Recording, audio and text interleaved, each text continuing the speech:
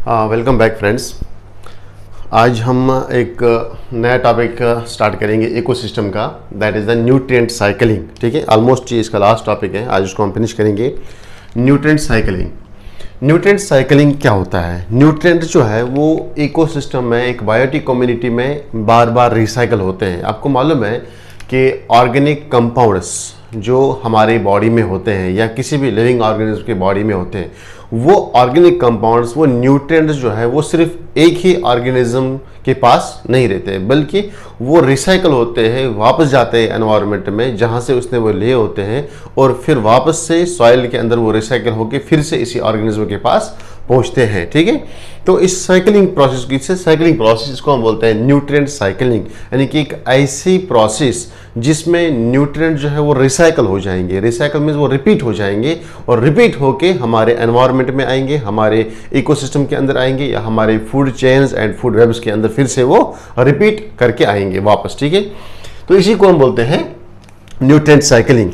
तो nutrient cycling जो है इसका दूसरा नाम है, it is also known as the biogeochemical cycles. ये याद रखना, also known as biogeochemical cycles. Biogeochemical cycles, ये क्या होता है? बायो, देखो ये डिफरेंट वर्ड्स के बने होते हैं। अगर हम बात करेंगे बायो की, बायो मीन्स हो गया लिविंग ऑर्गेनिज्म, लिविंग ऑर्गेनिज्म, क्योंकि इसमें ये जो न्यूट्रिएंट साइकिलिंग है, इस न्यूट्रिएंट साइकिलिंग में रोल ऑफ लिविंग ऑर्गेनिज्म रहता है, चाहे वो माइक्रो ऑर्गेनिज्म हो, चाहे वो एनिमल का रोल हो, चाहे वो जो इसमें एक्वेटिक एनिमल्स हो उनका रोल हो, या चाहे वो टेरेस्ट्रियल प्लांट्स या टेरेस्ट्रियल एनिमल्स हो, इनमें उनका रोल डेफिनेटली रहता है। इसलिए ये जो न्यूट्रिएंट साइकिल्स है, they are related to the living organism. Okay, इसलिए इसको हम बोलते हैं bio. Geo, geo means they are related to the earth. Geo आपने सुना होगा, geology, the study of earth, the study of water, the study of rocks वगैरह वगैरह। ठीक है, तो जियो जो है it is related to the earth. Earth इसमें आएगा, सॉइल इसमें आएगा, रॉक्स इसमें आएगी, वाटर इसमें आएगा। दैट मीन्स ये जो न्यूट्रिएंट हैं जब ये रिसाइकल होते हैं, तो रिसाइकलिंग के दौरान ये अर्थ का भी पार्ट बनते हैं, हमारे सॉइल का भी पार्ट बनते हैं, रॉक्स, एटमॉस्फेयर वगैरह, ये सब इसके पार्ट्स बनते हैं ड्यूरिंग द रिसाइकलिंग। इसलिए इसको हम बोलते हैं बायो जियो केमिकल साइकिल। तो केमिकल वर्ड क्या है यहाँ पे? What actually chemical means?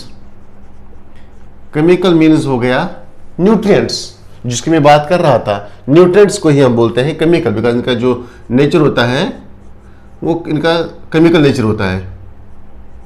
Nutrients for example, जिसको हम नाम देते हैं मिनरल्स भी, या कभी इनको हम बोलते हैं इनऑर्गेनिक न्यूट्रिएंट्स भी। न्यूट्रिएंट्स बोलो या इनऑर्गेनिक न्यूट्रिएंट्स बोलो, inorganic in nature. For example आपने सुना होगा carbon, hydrogen, oxygen, nitrogen, phosphorus, sulphur. ठीक है, इस तरह से ये कैल्शियम, ये आपने सुना होगा नाम। तो these all are the examples of the nutrients, जिसको यहाँ पे इसमें केमिकल्स कहा गया है। साइकिल मीन्स हो गया रिसाइकलिंग, यानी कि they are repeated, they are repeated again, again दोबारा से रिपीट होते हैं ये हमारे एटमॉस्फेयर में, हमारे इस इकोसिस्टम के अंदर। ठीक है, तो ये था न्यूट्रिएंट साइकिलिंग की मीनिंग क्या होती है। Also known as the biogeochemical cycles. Bio means living organism, geo means earth, soil, rocks, water, and chemical means nutrients, inorganic, and repeated means repeated again, या simple इसको हम बोलते हैं recycled, recycled, या simply इनको बोलते हैं री एडिड। इनको हम ऐड करते हैं दोबारा से इन द एटमॉस्फेयर। इस चीज का नाम है बायो जियो केमिकल साइकिल। शाबाश, ये था पॉइंट नंबर 1, इसका इंट्रोडक्शन क्या होता है बायो जियो केमिकल साइकिल का। शाबाश। इसके बाद अगर मैं बात करूंगा, ये जो न्यूट्रिएंट्स हैं, nutrients are important source for each and every living organism. चाहे कोई भी लिविंग ऑर्गेनिज्म हो, उसकी बॉडी के लिए न्यूट्रिएंट्स बहुत ही ज़्यादा ज़रूरी है। क्यों? क्योंकि जो हमारी लाइफ प्रोसेसेस हैं, हमारी क्या किसी भी लिविंग ऑर्गेनिज्म की, चाहे वो बैक्टीरिया हो, चाहे वो कोई भी माइक्रोब हो या प्लांट हो या एनिमल हो, इसकी बॉडी में मेटाबॉलिज्म चल रहा है। और वो मेटाबॉलिज्म जो है उसको चलाने के लिए हमारे बॉडी के अंदर या किसी भी लिविंग ऑर्गेनिज्म की बॉडी के अंदर न्यूट्रिएंट्स का बहुत ही इंपॉर्टेंट रोल प्ले होता है। ठीक है, और यही न्यूट्रिएंट्स मिलके बनाते हैं मैक्रोमोलिक्यूल्स। वो मैक्रोमोलिक्यूल बना के मिलके बनाते हैं सेलुलर ऑर्गेनेलीज। ये सेलुलर ऑर्गेनेलीज बना के फिर बनाते हैं cells, organs, tissues, organ system, और ये ऑर्गेनिज्म बनाते हैं। इस तरह से यहाँ पे ये जो न्यूट्रिएंट्स हैं, इसमें बहुत सारे न्यूट्रिएंट्स ऐसे होते हैं जो हमें एनर्जी देने के काम में आते हैं, हमारी बॉडी के अंदर ग्लूकोज बनाने के काम में आते हैं, हमें प्रोटेक्ट करते हैं डिजीज से। जो भी हम न्यूट्रिएंट्स देखते हैं हमारे बॉडी में, चाहे वो कार्बन हो, चाहे वो कार्बोहाइड्रेट हो, चाहे वो प्रोटीन हो, चाहे वो फैट हो, चाहे वो मिनरल हो, चाहे वो विटामिन हो, कोई भी हो, दे all are composed up of their nutrients। इसलिए मैं यहां पे लिखना चाहता हूं, कोई भी लिविंग ऑर्गेनिज्म हो, मैं पॉइंट लिखूंगा यहां पे, all living organism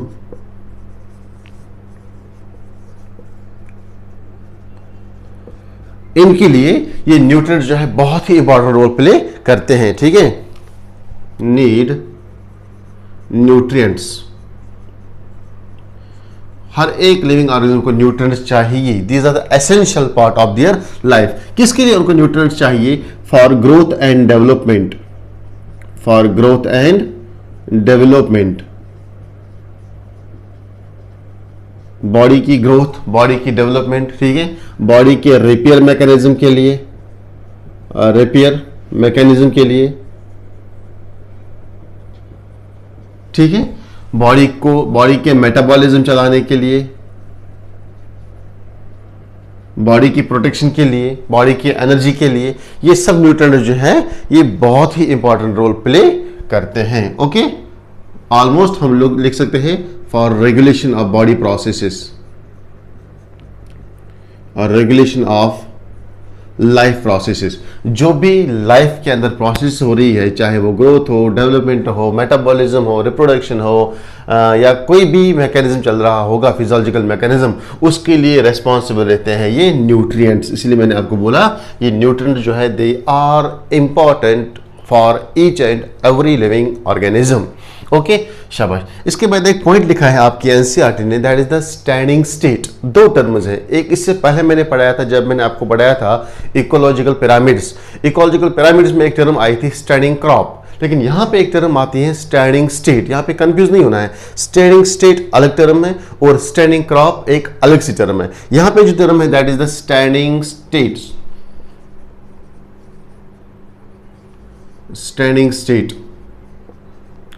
वहां पे था स्टैंडिंग क्रॉप, यहां पे है standing state. Standing state means क्या होता है? देखो, स्टैंडिंग स्टेट सिंपली है, ये अमाउंट ऑफ न्यूट्रिएंट्स है। फॉर एग्जांपल, ये मेरे पास एक सॉइल है, for example this the soil. इस सॉइल के अंडर इकोसिस्टम चल रहा है, यहां पे प्रोड्यूसर्स भी होंगे, ओके, ग्रासेस भी होंगे, श्रब्स भी होंगे। तो ये सारे प्रोड्यूसर्स जो है ये ग्रो करते हैं इन द सॉइल। सॉइल इनके लिए इंपॉर्टेंट रोल प्ले करता है। इस सॉइल के अंदर न्यूट्रिएंट्स होंगे, फॉर एग्जांपल कार्बन होगा, ऑक्सीजन होगा, नाइट्रोजन होगा, फास्फोरस होगा, जिंक होगा, कैल्शियम होगा, ये सारे न्यूट्रिएंट्स हैं। तो ये जो एक एरिया है, एक पर्टिकुलर एरिया में एक पर्टिकुलर टाइम पे जब मैं देखता हूं इसमें कितने अमाउंट ऑफ न्यूट्रिएंट्स हैं, the amount of nutrients present in the soil at a particular place in a particular time, उसको हम नाम देते हैं स्टैंडिंग स्टेट। फॉर एग्जांपल, ये मेरे पास एक रूम है, इस रूम में फॉर एग्जांपल 50 प्लांट्स ग्रो कर रहे हैं, इसमें सॉइल होगा। तो मैं अगर देखूंगा ये सॉइल के अंदर इसका पर्टिकुलर एक साइज होगा, ठीक है, एक पर्टिकुलर टाइम पे। फॉर एग्जांपल मैंने देखा 2019 में 2019 में इस सॉइल के अंदर कितने न्यूट्रिएंट्स हैं। तो जितने यहाँ पे न्यूट्रिएंट्स प्रेजेंट होंगे इस पर्टिकुलर प्लेस के अंदर, मैं बोल सकता हूं ये इस जगह का या इस सॉइल का स्टैंडिंग स्टेट हुआ। Simply the amount of nutrients present in the soil, amount of nutrients,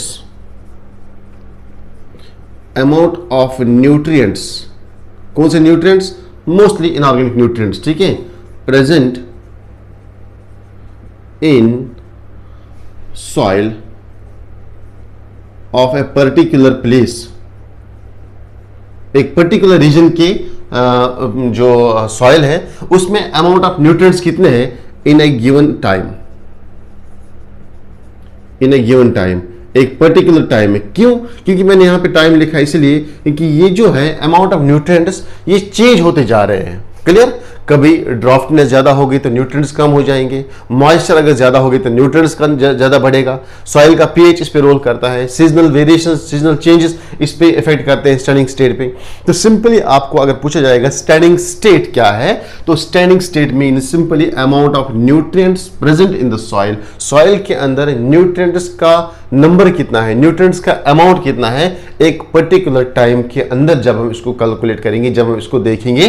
तो फॉर एग्जांपल यहां पे ये अभी 1500 न्यूट्रिएंट्स हैं, तो हम बोल सकते हैं इस इकोसिस्टम का, इस एरिया का, इसमें जितना पर्टिकुलर एरिया होगा, इस पर्टिकुलर एरिया के अंदर 500 न्यूट्रिएंट्स हैं, तो हम बोल सकते हो यहां का जो स्टैंडिंग स्टेट है, यहां का जो स्टैंडिंग स्टेट है, example that is the 500 nutrients, ठीक है, 500 न्यूट्रिएंट्स, कोई भी न्यूट्रिएंट हम कैलकुलेट कर सकते हैं। तो ये सिंपली होगा न्यूट्रिएंट स्टेट या स्टैंडिंग स्टेट। जो स्टैंडिंग स्टेट है ये वैरी हो सकता है, मैं लिखूंगा यहां पे जो स्टैंडिंग स्टेट है, द स्टैंडिंग स्टेट में वैरी, वैरी मीन्स डिफरेंट, ये डिफरेंट हो सकता है फ्रॉम प्लेस टू प्लेस, एक प्लेस से दूसरे प्लेस, एक हैबिटेट से दूसरे हैबिटेट तक, ठीक है। अगर आप यहां पे देखोगे, यहां पे ह्यूमस ज्यादा है, यहां पे मॉइस्चर ज्यादा है, यहां पे न्यूट्रिएंट्स ज्यादा ग्रो है इस सॉइल में, अगर आप दूसरे हैबिटेट में देखोगे, ये जरूरी नहीं है कि वहां पे भी न्यूट्रिएंट्स के अमाउंट इतना ही होगी, क्योंकि सॉइल जो है वो वैरी होता है, एक हैबिटेट में एक किस्म की सॉइल रहती है, दूसरे हैबिटेट में दूसरा टाइप ऑफ सॉइल रहता है। तो ये डिपेंड करता है, बहुत सारे फैक्टर इसके लिए रिस्पॉन्सिबल है कि कौन से इकोसिस्टम में या कौन से लैंड के सरफेस पे कितने अमाउंट्स ऑफ न्यूट्रिएंट्स होगा, वो वैरी होते हैं, वो डिफरेंट होते हैं, ठीक है, बिकॉज उनमें बहुत सारे फैक्टर उसके लिए रिस्पॉन्सिबल है। ये मैंने लिखा स्टैंडिंग क्रॉप या सॉरी स्टैंडिंग स्टेट में डिफरेंट या vary from place to place, from place to place, एक प्लेस से दूसरे प्लेस तक ये डिफरेंट है। यहां पे अगर आपने देखा 500 न्यूट्रिएंट्स थे, आप किसी और जगह जाओगे, ये जरूरी नहीं है कि वहां पे 500 ही न्यूट्रिएंट्स होंगे, वहां पे 1500 भी हो सकते हैं, वहां पे 200 भी हो सकते हैं, यानी कि ये नंबर बढ़ भी सकता है, ये नंबर कम भी हो सकता है, ठीक है। And from time to time, from place to place and time to time, time to time. For example time to time means अगर आपने 2015 में देखा, 2019 में देखा 500 न्यूट्रिएंट्स थे, लेकिन यहाँ पे कुछ एनवायरमेंटल वेरिएशंस आ गई, यहाँ पे कुछ एनवायरमेंटल चेंजेस आ गए, फॉर एग्जाम्पल ड्राफ्टनेस आ गया, ठीक है, या सैलाब आ गया जिसको हम बोलते हैं, फ्लड आ गया, बाढ़ आ गई, तो इसने ये अपर लेयर जो सॉइल है वो अपने साथ उसने लेके चला गया, यानी कि अपर लेयर जो है वो बह गई वाटर के साथ, तो इसके साथ न्यूट्रिएंट भी चले जाएंगे। दैट मीन इसका जो स्टैंडिंग स्टेट है वो कम हो जाएगा, क्योंकि बहुत सारे न्यूट्रिएंट्स वैश आउट हो गए, रन आउट हो गए वाटर के साथ। तो हम बोल, इसीलिए मैंने बोला, फिर अगर आप 2020 में देख सकते हो तो 2020 में ये न्यूट्रिएंट का वैल्यू कम हुआ होगा। क्यों? क्योंकि अगर फ्लड आ गया, अगर कोई ऐसा फैक्टर आया, हाँ ये बढ़ भी सकता है, ये कम भी हो सकता है, ये बढ़ भी हो सकता है, ये बढ़ भी जाएगा। कैसे बढ़ेगा? मैंने आपको बोला कम भी हो सकता है, कैसे? अगर फ्लड्स आ गए, यहाँ पे लैंडस्लाइड्स आ गए, फॉरेस्ट फायर हो गया, कुछ भी हुआ यहाँ पे, ये कम हो सकता है, ये बढ़ भी सकता है। बढ़ेगा कैसे? अगर आपने क्रॉप रोटेशन किया, फॉर एग्जांपल एक साल में एक क्रॉप आप यूज करते हो, एक क्रॉप लगाते हो, दूसरे साल में दूसरा क्रॉप आपने ग्रो किया फील्ड में, तीसरे साल तीसरा क्रॉप ग्रो किया। क्रॉप रोटेशन से भी न्यूट्रिएंट्स जो है वो सॉइल के अंदर बढ़ जाते हैं। या अगर हम ऑर्गेनिक मैन्योर ज्यादा यूज करेंगे, जिसको हम बोलते हैं मैन्योर्स, ठीक है, खादें वगैरह यूज करेंगे ज़्यादा, या काउड जो एनिमल के वेस्ट प्रोडक्ट ज़्यादा यूज करेंगे अपने सॉइल के अंदर, तो उससे भी हमारे जो न्यूट्रिएंट्स के अमाउंट है वो बढ़ सकती हैं सॉइल के अंदर। दैट मीन्स ये डिफरेंट हो सकता है प्लेस टू प्लेस, और ये डिफरेंट हो सकता है टाइम टू टाइम, किसी टाइम कम हो सकता है, किसी टाइम ज़्यादा भी हो सकता है, ठीक है। तो इसके लिए फैक्टर्स रिस्पॉन्सिबल हैं, फैक्टर्स फॉर स्टैंडिंग क्रॉप, जो स्टैंडिंग क्रॉप को बढ़ा सकते हैं या कम भी करा सकते हैं, ठीक है। तो इसके लिए फॉर एग्जांपल सबसे पहले क्लाइमेट क्लाइमेट डिपेंड करता है, क्लाइमेट कैसा है, ठीक है, मॉनसून है या ड्राफ्ट है, या इसी तरह है जिसको हम बोलते हैं सीजनल वेरिएशंस, सीजनल चेंजेस, कभी ज्यादा पानी आता है बारिश, कभी कम बारिश होती है, तो वो भी डिपेंड करता है, वो भी इफेक्ट करता है इस स्टैंडिंग स्टेट को, ठीक है। ये था एक फैक्टर। दूसरा फैक्टर है टाइप ऑफ सॉइल, ये मोस्ट इंपॉर्टेंट फैक्टर है, type of soil. Type of soil, soil जो है वो किस टाइप का है, ठीक है। कई जगह पे रेड सॉइल होती है, कहीं पे ब्लैक सॉइल होती है, कहीं पे सैंडी सॉइल होती है, कहीं पे बहुत सारी किस्म के सॉइल होते हैं। तो जो किस्म का जो डिफरेंट टाइप्स ऑफ सॉइल होते हैं उनमें डिफरेंट टाइप्स ऑफ न्यूट्रिएंट्स भी होते हैं और डिफरेंट अमाउंट ऑफ न्यूट्रिएंट्स भी डिफरेंट रहता है, ठीक है। That means type of soil भी यहाँ पे बहुत ही इंपॉर्टेंट रोल प्ले करता है। इसी तरह सॉइल के कुछ कैरेक्टर्स, मॉइस्चर ऑफ सॉइल, अगर मॉइस्चर ज्यादा है तो मोस्टली उसमें चांसेस है ज्यादा न्यूट्रिएंट्स पाने के, मॉइस्चर, ठीक है। इसी तरह सॉइल का पीएच एसिडिक है, बेसिक है या न्यूट्रल है। अगर एसिडिक होगा तो मोस्टली यहाँ पे न्यूट्रिएंट्स थोड़ा लो अमाउंट में होते हैं, न ज़्यादा एसिडिक होना चाहिए न ज़्यादा अल्कलाइन सॉइल होना चाहिए, it must be neutral. PH अगर न्यूट्रल होगा तो चांसेस हैं उस सॉइल के अंदर वहाँ पे ह्यूमस जो है, न्यूट्रिएंट्स जो है वो ज़्यादा पाए जाते हैं। इसी तरह इस जगह का टेम्परेचर भी मेंटेन करता है, मैटर करता है, टेम्परेचर, ठीक है, टेम्परेचर, ओके। तो ये कुछ फैक्टर्स हैं which are responsible for the changing of standing state, amount of nutrients in the soil. Okay बेटा, क्लियर। नाउ अब टाइप्स की हम बात करेंगे, types of the nutrient cycling. अगर हम न्यूट्रिएंट साइकिलिंग की टाइप्स की बात करेंगे,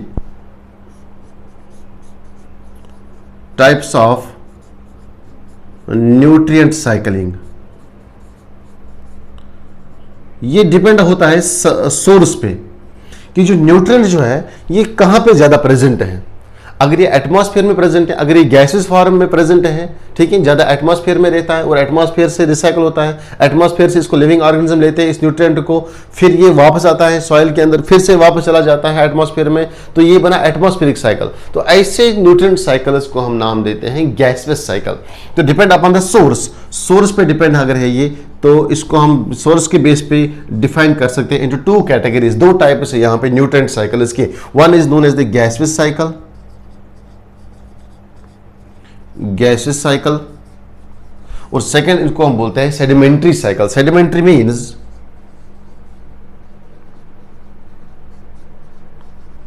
sedimentary cycles. Gaseous cycle means अगर एटमॉस्फेयर जो है, if atmosphere is the reservoir of nutrients, अगर रिजर्वायर जो है स्टोरेज है, स्टोरेज प्लेस न्यूट्रिएंट्स की हमारे एटमॉस्फेयर होगा, हमारा जो गैसेस एनवेलप है, अगर उसमें गैसेस न्यूट्रिएंट साइकिल चल रहा है उसको हम बोलते हैं गैसियस साइकिल। मैं लिखूंगा यहां पे point, if reservoir is reservoir of nutrients is atmosphere, अगर एटमॉस्फेयर में न्यूट्रिएंट्स प्रेजेंट रहे तो, ठीक है, तो इसको हम नाम देते हैं गैसियस साइकिल। तो सेडिमेंट्री साइकिल किसको हम बोलते हैं, अगर न्यूट्रिएंट्स का रिजर्वायर जो है वो अर्थ सरफेस होगा, यानी कि अर्थ सॉइल लैंड जो है, इसमें जब न्यूट्रिएंट्स प्रेजेंट होंगे और वो वहां से रिसाइकल होकर हमारे लिविंग ऑर्गेनिज्म के अंदर जाते हैं, फिर से लिविंग ऑर्गेनिज्म के बाद वो वापस आते हैं सॉइल के, यानी कि soil to living organism, living organism soil, इसमें जब चलता है साइकिल, इसको हम बोलते हैं सेडिमेंट्री साइकिल। ओके, मैं लिखूंगा यहां पे nutrients in soil, nutrient cycling in soil, या सिंपली अगर रिजर्वायर जो है वो अर्थ सरफेस होगा, ठीक है, if the reservoir of nutrients, reservoir of nutrient is earth,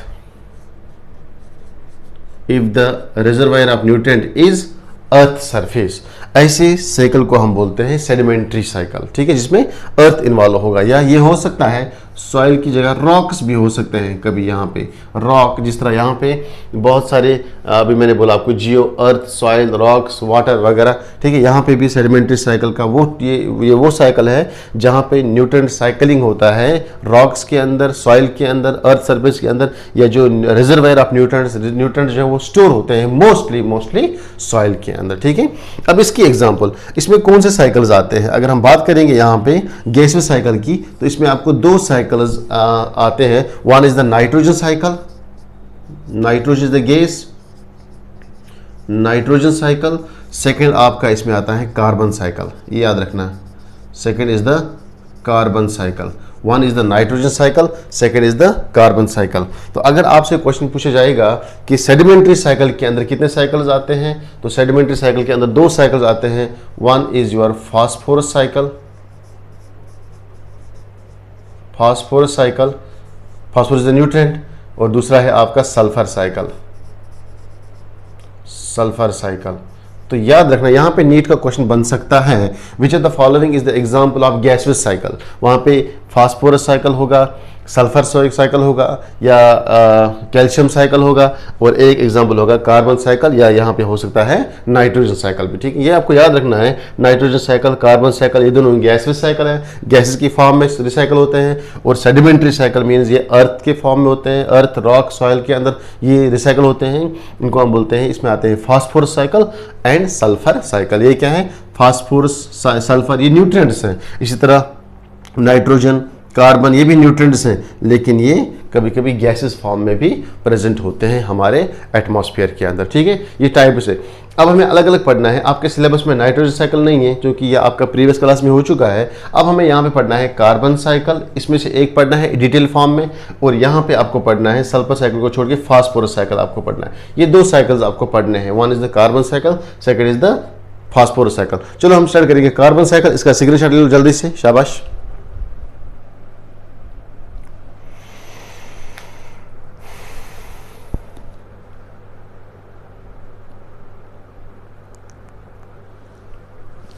okay हो गया। नाउ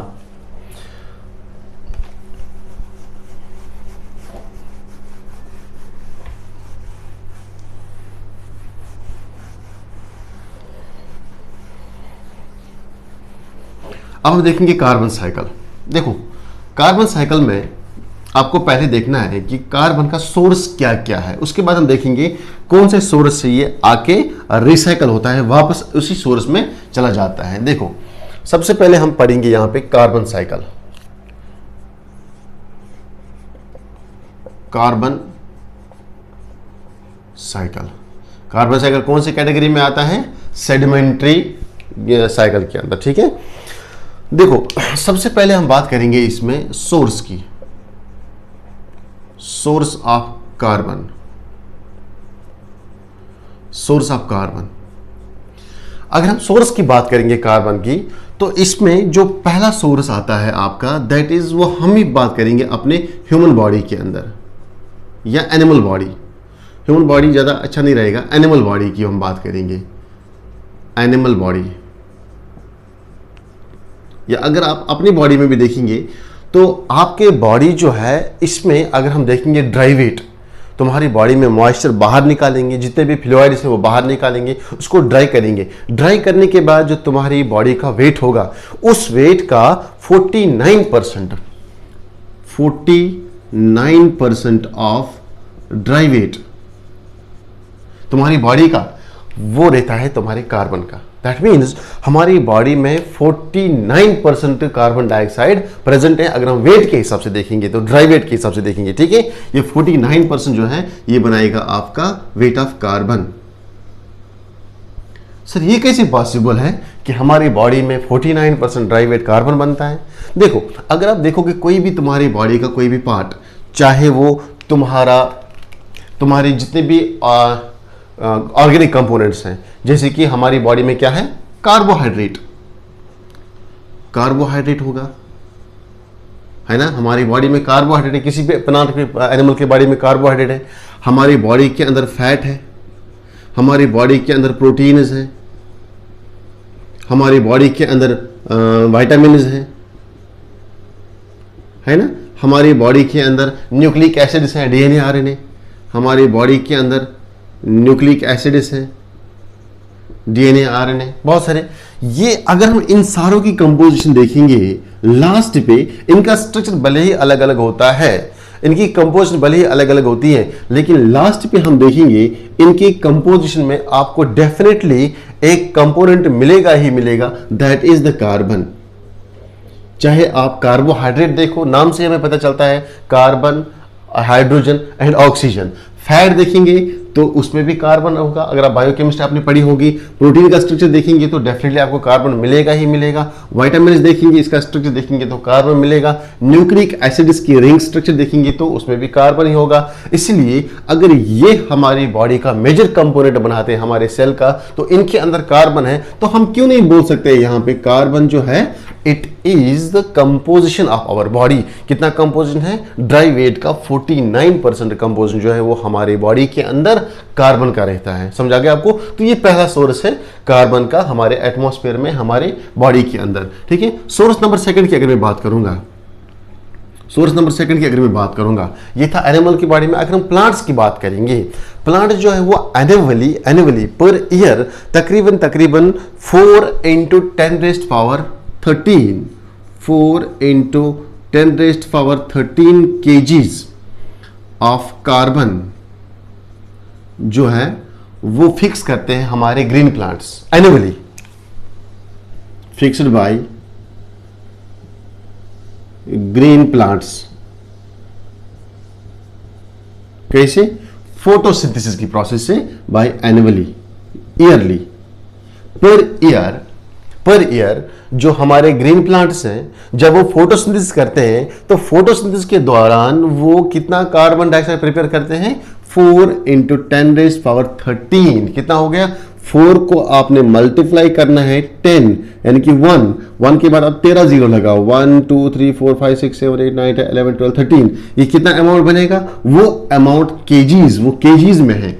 उतने केजीज कार्बन जो है हमारे green plants per year prepare करते हैं during the process of photosynthesis.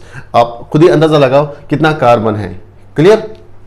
Number third की सोर्स की अगर मैं बात करूंगा, तो ओशंस की बात करेंगे हम। ओशंस जो है जहां पे एक्वाटिक इकोसिस्टम चल रहा है, जिसको समुद्र आप बोलते हैं, ओशन सीज, समुद्र जो है उनके अंदर तकरीबन 71% कार्बन जो है वो बनाते हैं। कैसे? जब मैं आपको साइकिलिंग प्रोसेस बताऊंगा अभी, तो उस टाइम में आपको समझाऊंगा कि कैसे हमारे एक्वाटिक इकोसिस्टम्स में कैसे ओशंस के अंदर कार्बन की चेन चल रही है। ठीक है। कार्बन डाइऑक्साइड रहता है वो इन the form of carbon dioxide. ठीक है। इन ओशंस में इसका जो कंपोजिशन है दैट इज 71% कार्बन प्रेजेंट है।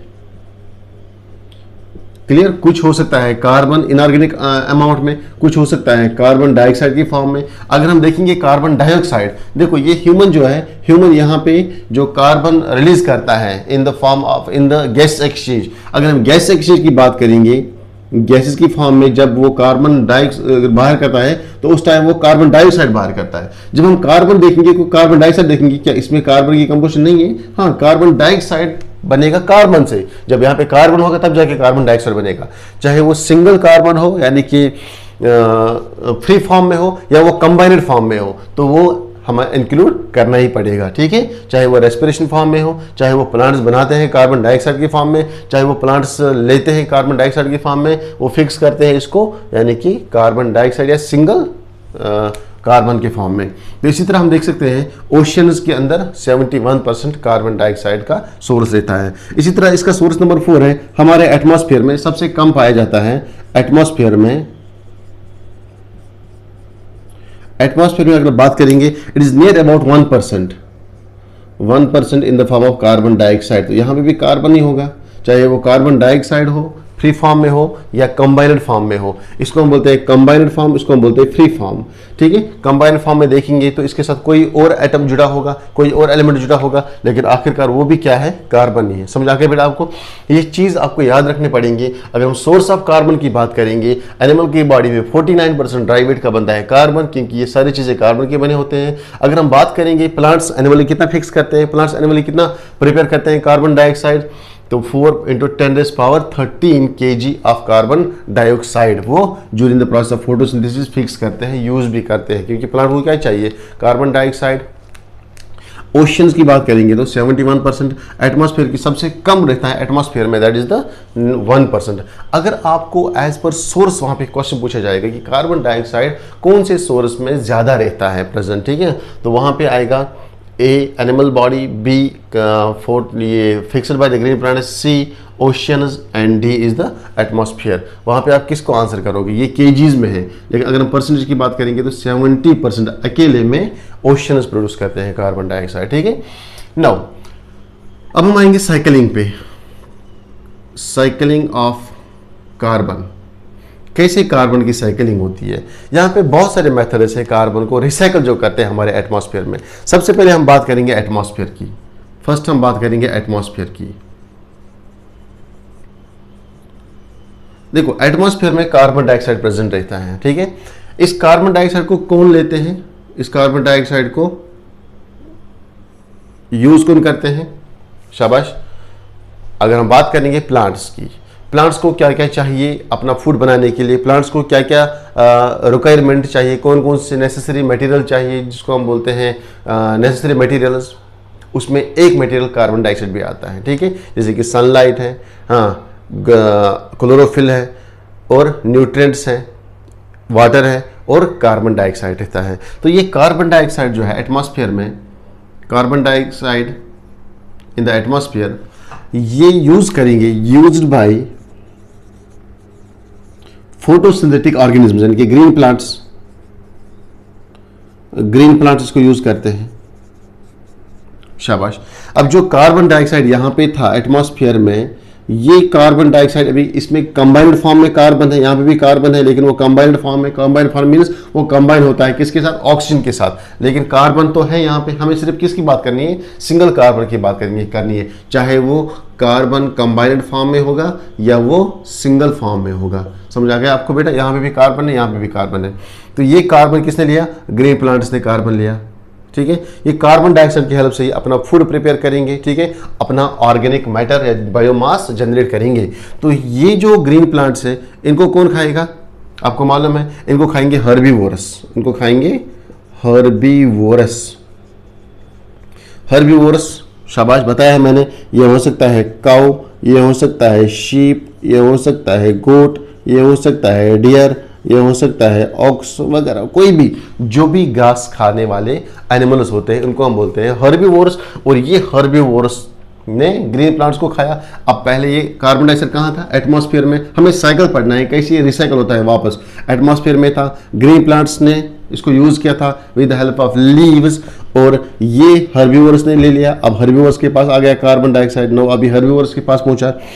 अब ये हर्बीवोर जो है, ये इसकी डेथ अगर हो जाएगी, फॉर एग्जाम्पल ये हर्बीवोरस मर गया, क्लियर, ये इसके अंदर जो कार्बन है, कार्बन ऑन द डेथ, जब इसकी डेथ हो जाएगी तो कार्बन जो है वो ऐड हो जाएगा किसके अंदर, ऐड इनटू सॉइल, सॉइल के अंदर ऐड हो जाएगा। या अगर ये हर्बीवोरस को किसने खाया, अगर ये हर्बीवोरस को खाया किसने, कार्निवोरस ने, कार्निवोरस ने, फॉर एग्जाम्पल इसको खा सकता है, लाइन खा सकता है इसको, या इसको डायरेक्ट खा सकता है ह्यूमन बीइंग भी, फॉर एग्जाम्पल गोट, इसको खाया ह्यूमन ने। तो कुछ अमाउंट ऑफ कार्बन अगर डायरेक्टली इसकी डेथ हो गई तो ये सॉइल के अंदर ऐड हो जाएगा कार्बन। तो ये अगर यहाँ पे ये किसके पास पहुंचा, लाइन के पास, यहाँ पे किसके पास पहुंचा, ह्यूमन बीइंग के पास। ह्यूमन बीइंग जब मर जाएगा, इसकी जब डेथ होगी, या इस कार्निवोरस की जब डेथ होगी, तो डेथ के यहाँ पे इसकी जब डेथ होगी, इसकी भी डेथ होगी,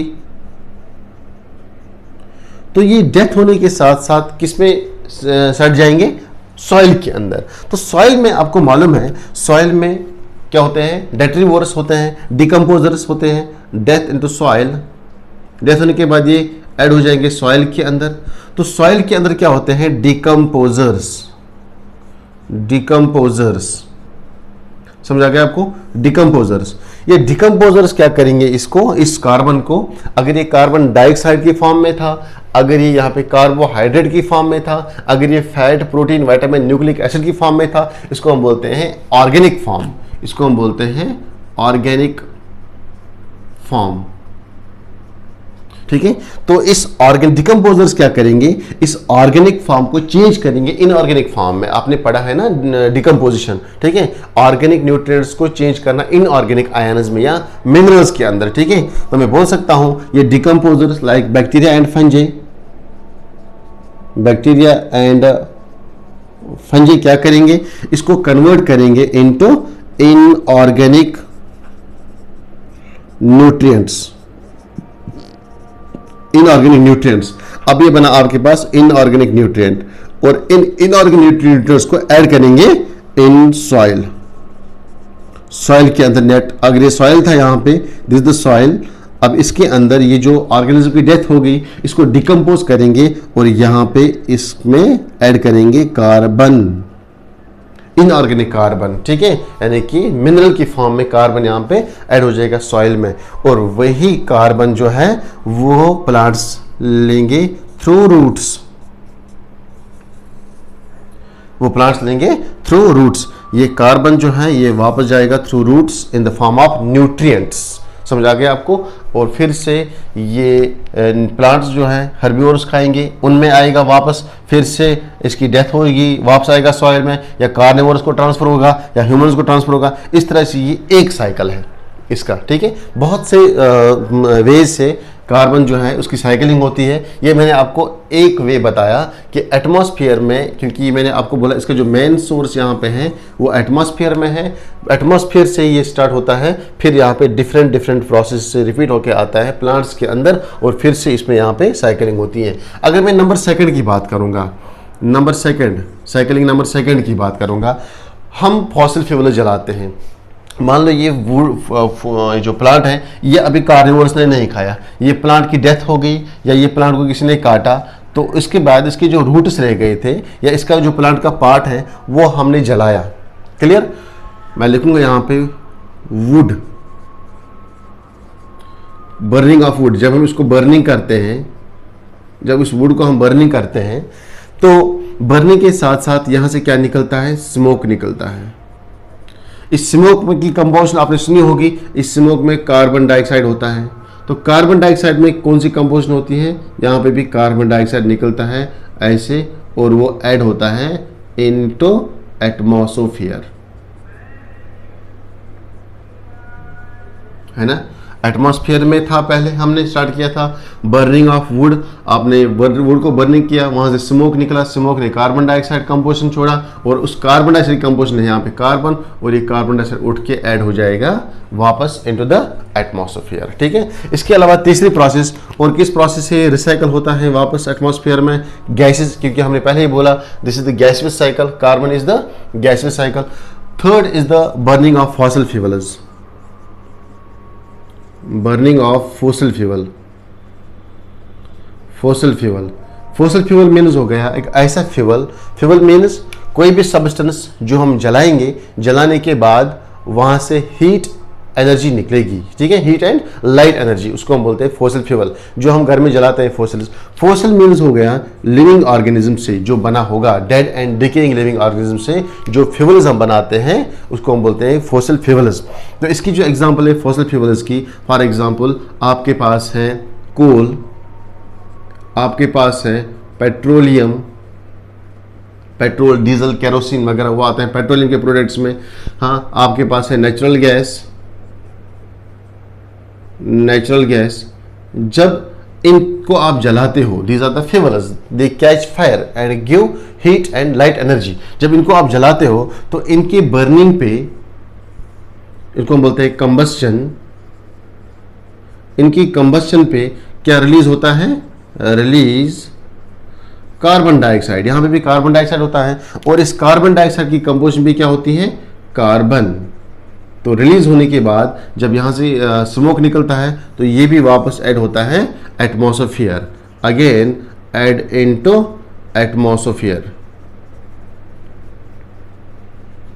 समझ आ गया आपको या नहीं आ गया? ठीक है, सिंपल। ये तीसरा वे है जिससे ये रिसाइकल होता है हमारे एटमॉस्फेयर के अंदर। ठीक है, तो फॉसिल फ्यूल्स के अंदर कैसे आया कार्बन? अभी मैंने आपको बोला ये फॉसिल फ्यूल जो है ये dead and decaying living organism होते हैं, जो सड़े होते हैं, बहुत समय से पड़े हो ज़मीन के अंदर, उनको हम निकालते हैं in the form of coal, petroleum and natural gas, manufacturing करते हैं उनकी। तो उसके अंदर जो कार्बन डाइऑक्साइड होता है वो हम जला के कंबशन करके उसमें से कार्बन निकल के रिलीज होता है एटमॉस्फेयर के अंदर। ठीक है, ये हो गया थर्ड प्रोसेस। इसके बाद फोर्थ प्रोसेस इज जब आप देखते हो ओशंस में, ओशंस में कैसे कार्बन डाइऑक्साइड, चलो इसको नोट करो, स्क्रीनशॉट ले लो इसका, मैं आपको समझाऊंगा fourth process in case of the oceans, कैसे ओशंस में साइकिलिंग होती है।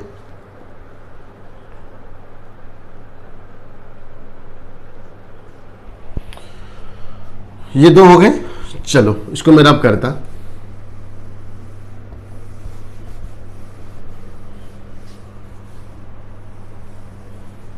देखो नंबर 4 प्रोसेस जिसे रिसाइकल होता है ये इन ओशंस। ओशंस में क्या होते हैं, मैंने आपको पढ़ाया पहले लेक्चर में, वहां के जो ऑटोट्रॉपस हैं that are the phytoplanktons, phytoplanktons, ये फाइटोप्लैंक्टन्स होते हैं। तो ये फाइटोप्लैंक्टन्स क्या करते हैं, फोटोसिंथेसिस करते हैं, अपना फूड खुद बनाते हैं। तो फोटोसिंथेसिस के दौरान क्या करते हैं, यूज एनर्जी यूज करते हैं, सनलाइट यूज करते हैं, कार्बन डाइऑक्साइड यूज करते हैं।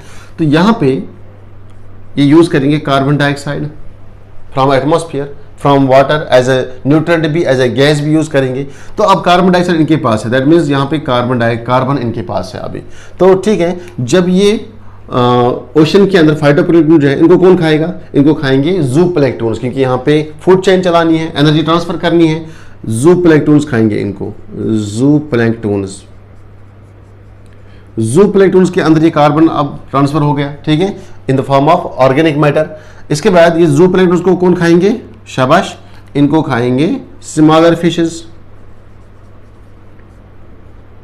स्मॉलर फिशेस, इनको खाएंगे लार्जर फिशेस।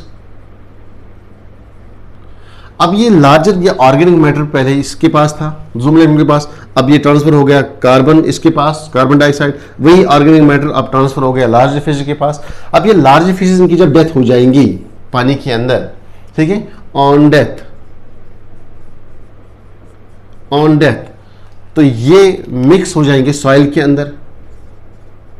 सॉइल के अंदर इनकी क्या होगी, यहां पे डिकम्पोजिशन होगी सॉइल के अंदर, decomposition in presence of detritivores, in presence of fungi, in presence of microbes, in presence of bacteria. वो इसको क्या करेंगे, डिके करेंगे इसकी, ठीक है, डिकम्पोज करेंगे। और डिकम्पोजिशन के दौरान क्या चेंज करेंगे, यहां पे क्या था, ये ऑर्गेनिक फॉर्म में था, और इसको चेंज करेंगे इन ऑर्गेनिक कार्बन के अंदर, और ऐड करेंगे into soil plus water. Okay, soil plus water, फिर से यहाँ पे ये कार्बन जो है ये अब सॉइल के अंदर ऐड हो गया, फिर वाटर के अंदर फिर से यूज करेंगे ये फाइटोप्लैंक्टन्स। समझ आ गया बेटा आपको? इस तरह से ये भी एक वे है जिससे न्यूट्रिएंट जो है वो रिसाइकल होते हैं, एक ही ऑर्गेनिज्म के पास नहीं रहता है। पहले किसके पास था, सॉइल के अंदर था, वाटर के अंदर था, फिर से किसने यूज किया इसको, फाइटोप्लैंक्टन ने यूज किया इसको, ठीक है, या पहले लाइट में था, ठीक है। इस तरह से जब ये वाटर में आएगा तो वाटर से भी कुछ कार्बन डाइऑक्साइड उठ के एटमॉस्फेयर में ऐड हो जाएगा इन द फॉर्म ऑफ गैस। समझ आ गया आपको?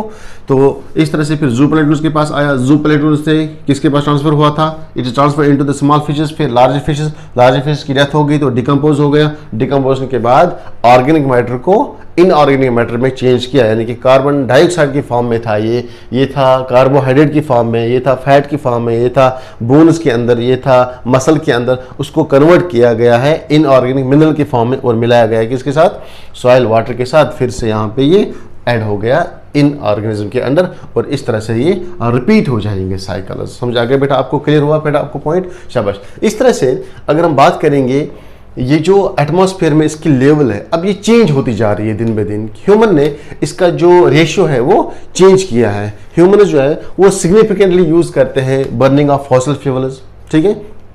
ये इसके अलावा एक और वे हमारे पास है, नंबर फिफ्थ।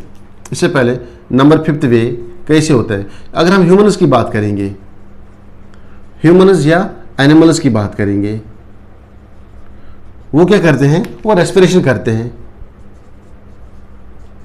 रेस्पिरेशन में क्या करते हैं, वो एक्सहेल ऑफ कार्बन डाइऑक्साइड, और वो कार्बन डाइऑक्साइड भी ऐड कहाँ पे होता है, एटमॉस्फेयर में। तो यहाँ पे कंबाइंड फॉर्म में हम कार्बन को ऐड करते हैं एटमॉस्फेयर में। ये भी एक वे है कि कैसे कार्बन डाइऑक्साइड ऐड होता है हमारे एटमॉस्फेयर के अंदर, ठीक है। इसके बाद जब मैं बात करूंगा इस कार्बन का रेशियो जो है वो ह्यूमन बीइंग्स ने चेंज किया है हमारे एटमॉस्फेयर के अंदर। कैसे, बाय इंक्रीज इट्स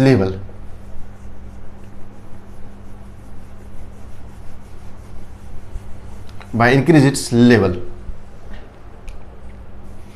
मैं लिखूंगा यहां पे ह्यूमन जो है, human significantly increase the level of CO2 in atmosphere. कैसे, अभी मैंने आपको बोला ट्रांसपोर्टेशन ज़्यादा हो गया। ट्रांसपोर्टेशन जब ज़्यादा हो जाएगा तो फॉसिल फ्यूल ज़्यादा उसमें बर्न हो जाएंगे। फॉसिल फ्यूल ज़्यादा बर्न हो जाएंगे तो lot of carbon dioxide add हो जाएगा हमारे एटमॉस्फेयर में। तो इसमें कंसंट्रेशन नेचर ने क्यों रखा था कम 1%, क्योंकि अगर कार्बन डाइऑक्साइड जो है कार्बन बढ़ गया एटमॉस्फेयर में तो ये एक इफेक्ट काज करता है, उसको हम बोलते हैं ग्लोबल वार्मिंग या ग्रीन हाउस इफेक्ट, ठीक है। वो हम आगे पढ़ेंगे एनवायरमेंटल इश्यूज में। तो इससे क्या होगा, एटमॉस्फेयर में अगर इसकी कंसंट्रेशन, इसकी संख्या बढ़ गई तो इट विल लीड करेगा green house effect. Green house effect से क्या होगा, ग्लोबल वार्मिंग होगा। दैट मीन्स इसका बढ़ना भी एटमॉस्फेयर में फायदे की बात नहीं है, क्योंकि इसका जो कार्बन है इसका जो एक प्रॉपर्टी रहती है, दैट मीन्स अगर ये कंसंट्रेशन इसकी बढ़ जाएगी तो ये अर्थ का जो टेम्परेचर है वो बढ़ाएगा। अगर टेम्परेचर बढ़ेगा तो पूरे ग्लोब का जो वर्ल्ड वाइड जो टेम्परेचर है वो इंक्रीज हो जाएगा। उसको हम बोलते हैं ग्लोबल वार्मिंग। उस ग्लोबल वार्मिंग के क्या क्या इफेक्ट्स होंगे ये मैं आपको इलाबोरेटली पढ़ाऊंगा एनवायरमेंटल इश्यूज में, ठीक है। तो ये था all about the carbon cycle, ठीक है। अब रहा इसमें एक और cycle, that is the phosphorus cycle. Phosphorus cycle हम नेक्स्ट लेक्चर में पढ़ेंगे। Okay, take care.